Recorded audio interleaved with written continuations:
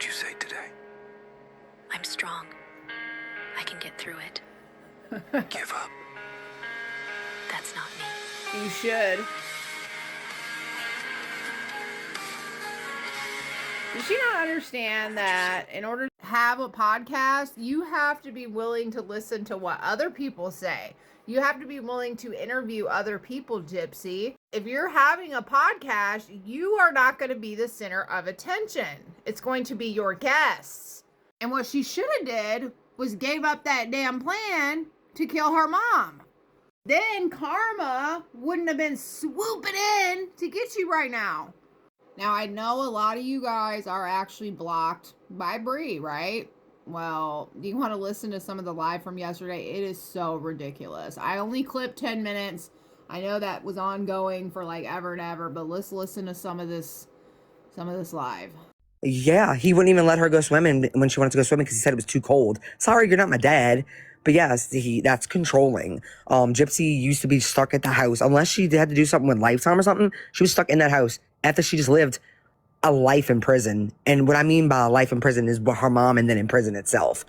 Like, so, yeah, and that's why I am proud of her for, yeah, she wishes she would have never done it the way she did, but I'm proud of her for going after the person she loves and choosing life, choosing to live the way that she wants because her whole life she wasn't able to. One thing with Gypsy supporters is that they're always proud of what she did, but not the way she did it. It's still like her mom gave her a life as if what she had caused her to be like terminal, like she was gonna die and she had to be in her care. That's where where it becomes manipulative. Nothing that was wrong with her would have caused her to have to live the way she lived. She should have been able to go to school. She should have been able to have boyfriends. She should have been able to walk because she could walk. She should have been able to see her family and have friends and go to sleepovers and do all of those things. There was no reason, even with the conditions that her mom claimed she had, that she should have lived like that. And she should have been able to have a boyfriend. Most parents are not worried about their child having a girlfriend or a boyfriend.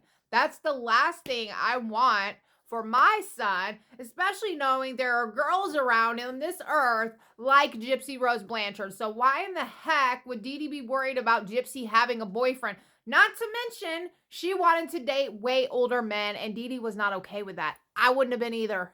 And that's this perspective that I wish people could like grasp, because it's not about her being having some conditions and not having some conditions. It's about every single one of these conditions, other than the ones that we know for an absolute fact she didn't have, like muscular dystrophy, which yeah, maybe she would need around the clock care if it was bad, but that's not what she had. Like strabismus, we know she has strabismus. Okay.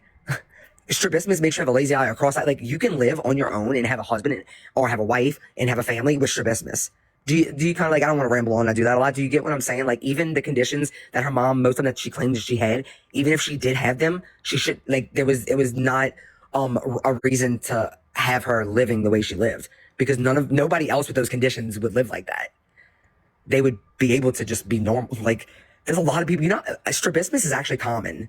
That's a very common thing. And it doesn't mean that your head has to be shaved and you have to be given a bottle and put in a diaper and be in a diaper in a wheelchair and dress up in these like weird ugly hats and like big baby outfits or boyish outfits. Like someone with strabismus doesn't have to live like that, but she did. I personally think I've heard enough. Acting as if that was the only thing wrong with Gypsy is weak. This argument is weak sauce, and if anybody is falling for it, you need to do more research. I'll play a few more minutes and then I'll end the video there. Why did her mom make her live like that? Because her mom wanted her to look sicker than she was, because she wasn't sick. And that's another thing. You can have a microdeletion and not be sick. That's it. You should know you're a nurse. Because I hate when nobody can ever understand this. I'm sure you understand that having a disorder does not mean you're sick. Like if you have strabismus, you're not going around like shitting everywhere. You don't have diarrhea every day. That would be sick. You having diarrhea, you're sick. You have a stomach bug or something. Having strabismus is a disability, more extreme for some than others, but it doesn't mean you're sick. Having microcephaly doesn't mean you're sick. People keep on saying she really was a sick child. No, she wasn't. Having a disorder and being sick are two different things. Now, sometimes if you have a disorder, you could have symptoms that make you sick sometimes.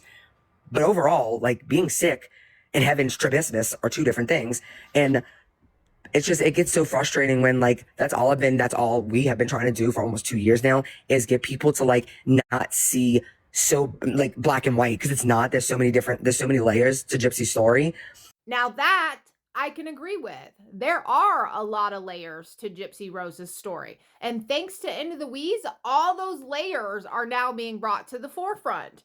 As always, thank you for watching. Please like, follow, reshare, and comment to keep this conversation going.